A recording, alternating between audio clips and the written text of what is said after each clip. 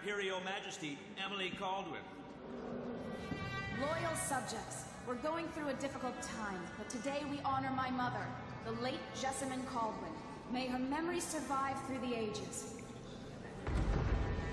Emily. You look tired, Father. Every year, I think the anniversary of Jessamine's death will be easier, but it never is. I wish Mother was still the Empress. I don't think I'm very good at this. You're still learning. Don't worry about the rabble-rousers, and we'll catch the Crown Killer, eventually.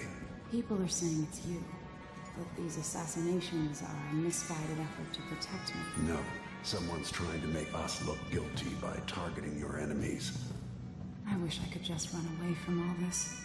Sometimes you do. You think I don't know about your nights out on the rooftops? Courage. The ceremony will be over soon. Royal Protector and Father. I should have passed a law against that combination of titles years ago.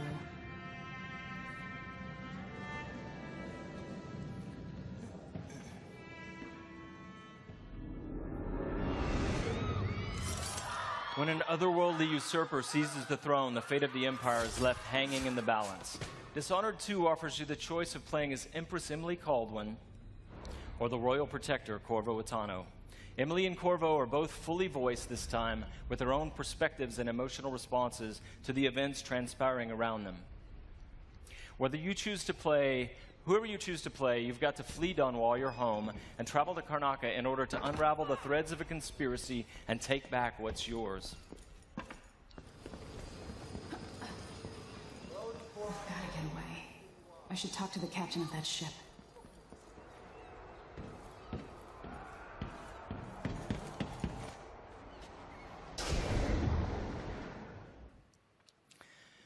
Dishonored is known for unscripted, simulation-driven missions where no two players ever have the same experience.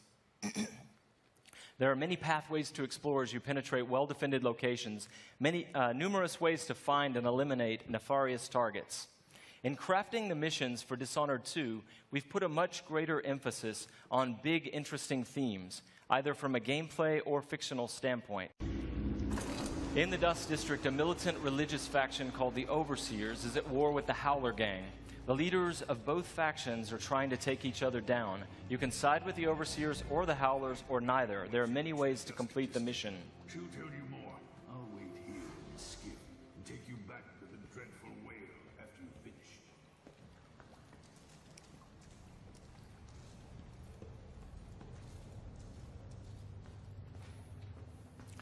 Everything you see here is rendered in the Void engine, designed to create atmospheric and exploration-rich spaces.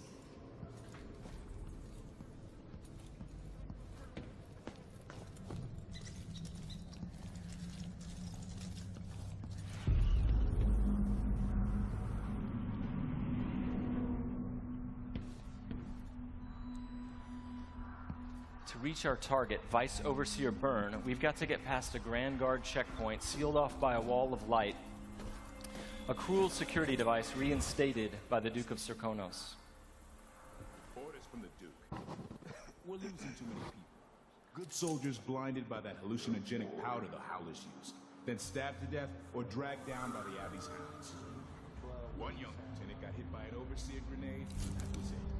He was one of the Duke's sister cousins. Shit.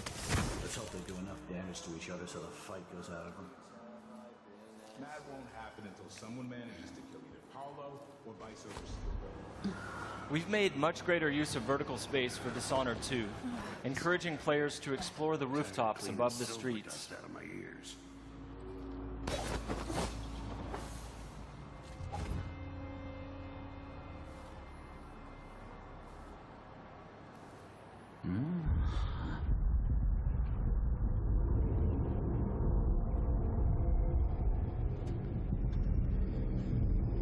Dust from the mines.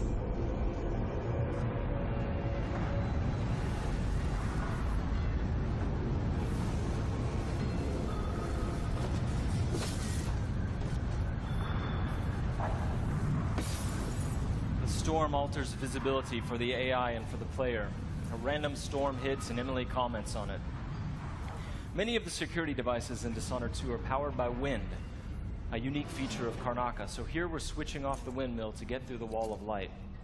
There'll be a lot going on in this next fight. Drop attack, guards climbing and vaulting, combat choke, and Emily using far reach to pull an explosive whale oil tank toward her from a distance.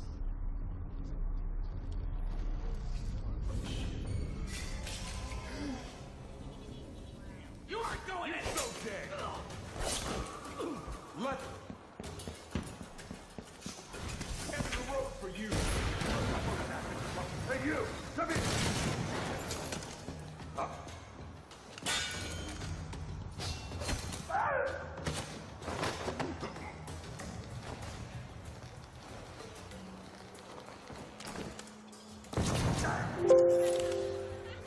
All right, let's jump forward closer to our target, Vice Overseer Byrne.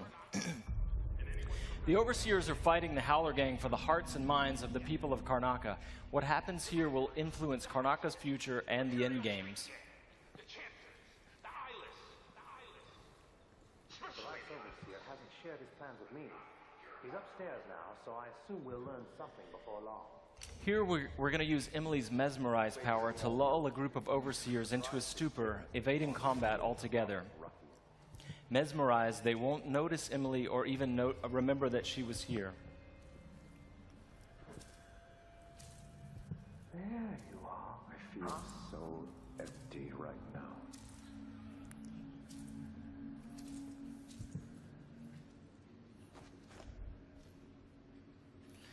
Far Reach can be upgraded not only to pull objects from a distance, but also enemies, so you can finish them off in midair.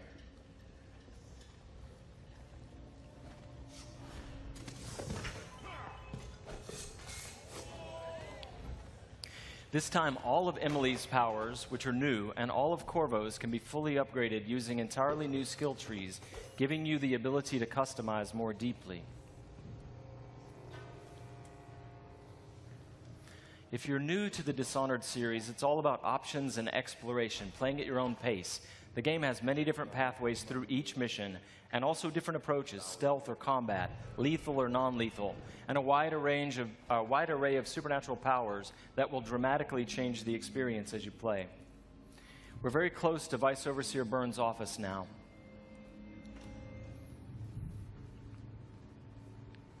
The Duke will topple soon.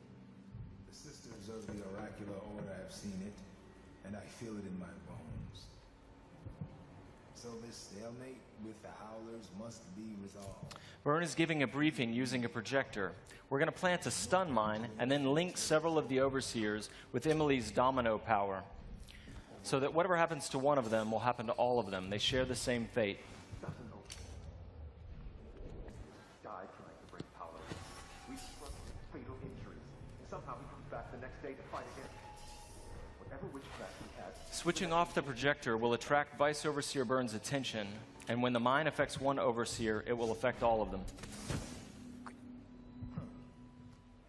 Go check, brother. Right away.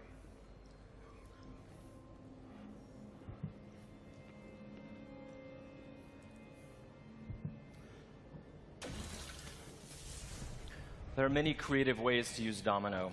Now we're going to show you Shadow Walk, another key power for Emily.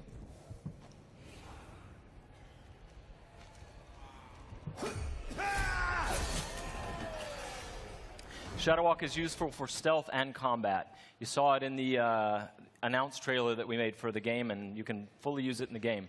Like all the powers, it can be upgraded in a variety of ways.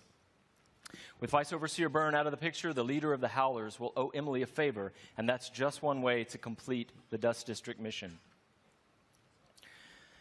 Before closing today, we want to demonstrate another signature environment from a mission called A Crack in the Slab. It's another example of the missions in Dishonored 2 and how they're built around big, interesting themes. This mission takes place in a ruined manor that's been sealed for several years. At the start, the outsider appears and explains that reality was warped inside this place after an occult event.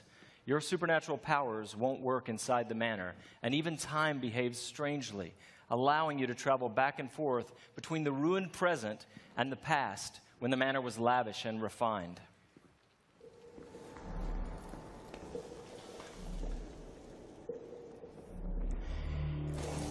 Here we're in the present, when the manor is in ruins.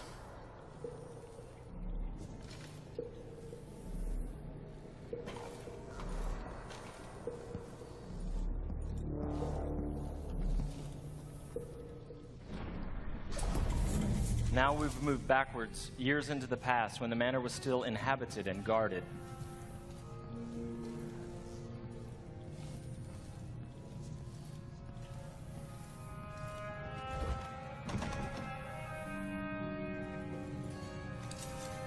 Looking through the lenses of the outsider's timepiece, you can see the alternate timeline.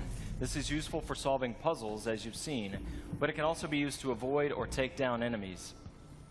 You can watch enemies in the alternate timeline and then step through to execute your plans.